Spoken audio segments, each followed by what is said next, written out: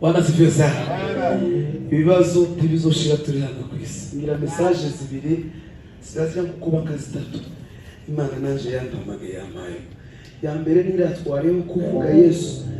Ya kabiri n'uguhumuriza mwe. Ya gatatu yavuze ku makuru y'ijuru. Nizo ndirimbo zitatu nzandirimba. Bwana asifiwe. Ndakaraviye papa. Uzamure volume. Sirese ndizivugira neza kurusha abandi. Abantu sente zirusha kuvuga neza. Iyo nyumvishe mu matwi sinzi ukuntu biza none mwizamure inyumve. Ongera kwa volume.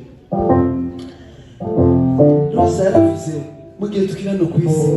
Aravuga ngo naona mbingu zimefunguka na Yesu mkono wa kuume akinitazama kwa upole kwa macho yenye huruma.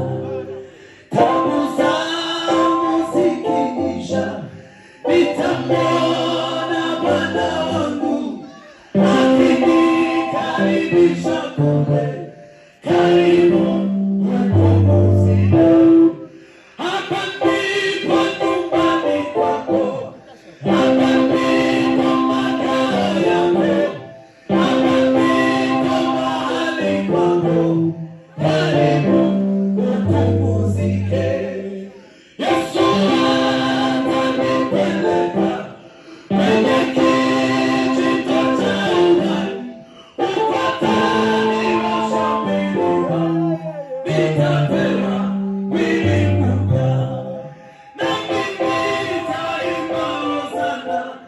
Well,